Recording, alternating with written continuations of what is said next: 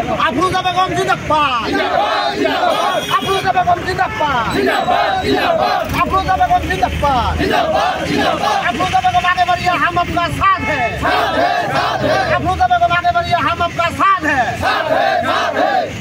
নমস্কাৰ আসসালামু আলাইকুম। আজি সঁচাকৈয়ে ভাল লাগিছে যে আমি হাতীপুতা জিপিৰ পৰা আমাৰ এই হাতীপুতা ৱাৰ্ড মেম্বাৰ যি 6জন ৱাৰ্ড মেম্বাৰ সমৰ্থক আমি আমাৰ হাতীপুতা জিপিৰ সভানেত্ৰী হিচাপে আফৰোজা বেগমক জয়যুক্ত কৰিছে।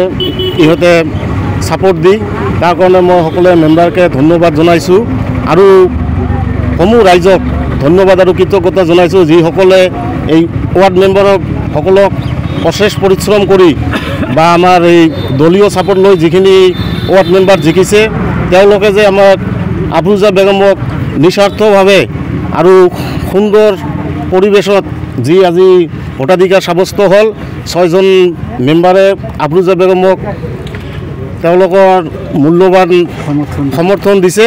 তাৰ কাৰণে মই সমূহ ৱাৰ্ড মেম্বাৰক ধন্যবাদ জ্ঞাপন কৰিছোঁ আৰু আমাৰ লগত অহা সমূহ ৰাইজক ধন্যবাদ আৰু কৃতজ্ঞতা জ্ঞাপন কৰিছোঁ।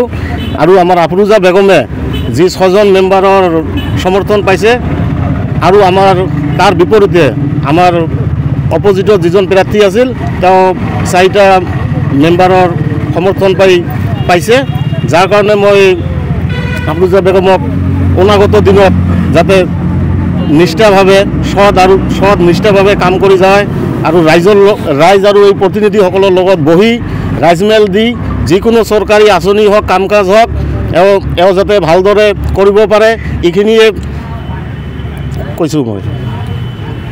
মোৰ নাম আফৰোজা বেগম আৰু মই হাতীপুতা জিপিৰ গাঁও পঞ্চায়তৰ পৰা নিৰ্বাচিত হৈছোঁ সভানেত্ৰী। ৰাইজৰ উন্নতিৰ কাৰণে পঞ্চায়তৰ প্ৰতিনিধিসকলৰ লগত কথা পাতি মই কাম কৰোঁ।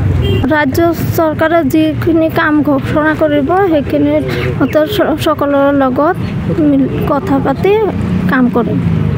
অনুভৱ হ'ল আজি সভানেত্ৰীৰ হিচাপে নিৰ্বাচিত হৈ? ভাল লাগিছে সভানেত্ৰী হৈ।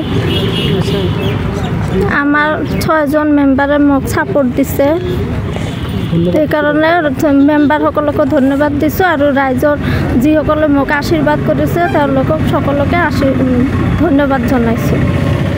আপুনি সভাপতি হিচাপে নিৰ্বাচিত হোৱাৰ আঁৰত কোন, তাক কি ক'ব? মোৰ লগত সকলো ৰাইজে মিলি মোক জয়ী কৰাইছে, সকলোকে ধন্যবাদ জনাইছোঁ। মোৰ লখিমী কেইজনীয়ে ইমান বেছিকৈ গাখীৰ দিয়ে, মনটো একেবাৰে ভাল লাগি যায়। বিয়মৰ দানা খোৱাৰ পৰা মই বেছিকৈ লাভৱান হৈছোঁ। আপোনালোকেও বিয়মৰ দানা খুৱাওক আৰু এইটো বেছিকৈ লাভ কৰক।